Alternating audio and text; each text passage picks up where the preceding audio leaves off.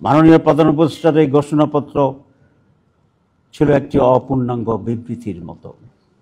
এতে গণমানুষের প্রত্যাশার পরিপূর্ণ প্রতিফলন ঘটেনি।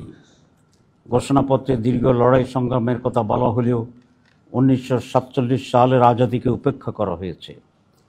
এতে পিলখানা হত্যাকাণ্ড, শাপলা হত্যাকাণ্ড, 28 অক্টোবরের হত্যাকাণ্ডের উল্লেখ নেই।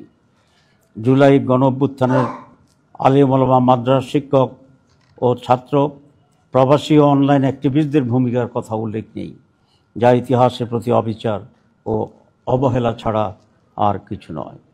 জুলাই অভ্যুত্থানের টার্নিং পয়েন্ট ছিল 9 দফা, যা পরবর্তীতে 1 দফায় রূপান্তরিত হয়েছিল। সেই বিষয়টিও ঘোষণাপত্রে এড়িয়ে যাওয়া হয়েছে। প্রিয় সাংবাদিক বন্ধুগণ, জুলাই গণঅভ্যুত্থানের প্রধান আকাঙ্ক্ষা ছিল রাষ্ট্র সংস্কার। এই জন্য 6টি কমিশন গঠন এবং জাতীয় ঐক্যমত্য কমিশনের সাথে 2 মাসের অধিক কাল যে কাজ মৌলিকভাবে ঐক্যমত্যের মাধ্যমে জুলাই সনদ প্রণয়নের সিদ্ধান্ত হয়েছে। অথচ প্রধান উপদেষ্টা কর্তৃক গঠিত জুলাই ঘোষণাপত্রে তার কোনো উল্লেখ নেই। ঘোষণা কখন কিভাবে কার্যকর হবে তা উল্লেখ না করে ঘোষণাকে কিছুটা হলেও গুরুত্বহীন করে ফেলা হয়েছে।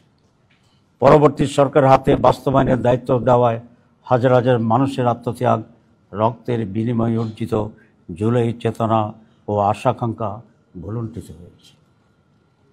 বাংলাদেশ জামাত ইসলামী গণ অভ্যুত্থান পরবর্তী সময় থেকে দেশে গণতান্ত্রিক শাসন ব্যবস্থা ফিরিয়ে আনা ও ইনসাফ ভিত্তিক দুর্নীতিমুক্ত সমাজ গঠনের লক্ষ্যে সংস্কার, গণহত্যার বিচার ও সুষ্ঠু নির্বাচনের দাবি জানিয়ে আসছে।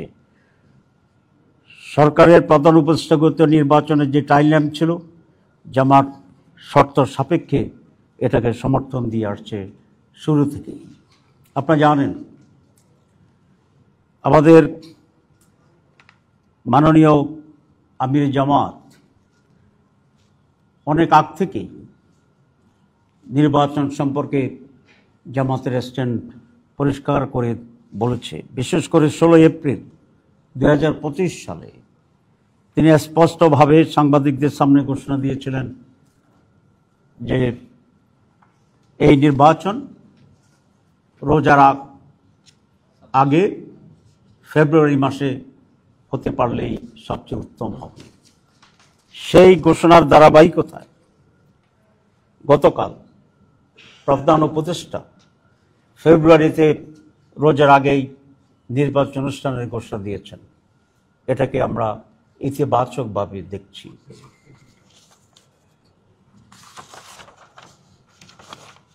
এটা আমরা মনে করি আমির জামাত যে টাইমলাইন দিয়েছিলেন গতকালের প্রধান উপদেষ্টার রমজানের আগে ফেব্রুয়ারিতে নির্বাচন ঘোষণার যে তারিখ ঘোষণা, তার সেই দাবিকেই পূরণ করা হয়েছে। কিন্তু তারিখ ঘোষণার আগে বাংলাদেশের যে রাজনীতি ইতিহাস আছে, সেখানে কতিপয় ট্রেডিশন ছিল। সেটা হচ্ছে নির্বাচন তারিখের আগে যিনি সরকার প্রধান থাকেন তিনি মেইন স্টেক হোল্ডার প্রধান রাজনৈতিক দলগুলোর সাথে সবসময় মত বিনিময় করে আসছে। এমনকি নির্বাচন কমিশনও বিভিন্ন গুরুত্বপূর্ণ রাজনৈতিক দলগুলোর সাথে নির্বাচন সম্পর্কে আলাপ আলোচনা করার এই ট্রেডিশন ছিল। আমরা আশা করি নির্বাচন কমিশন সেই ট্রেডিশন পূরণ করে রাজনৈতিক দলগুলোর সাথে আলোচনা করবেন। কিন্তু প্রধান উপদেষ্টা এই ঐতিহ্যকে ব্যত্যয় ঘটিয়ে কোনো বড় রাজনৈতিক দলগুলোর সাথে আলাপ আলোচনা না করে একতরফাভাবে এই ঘোষণা দিয়েছিলেন।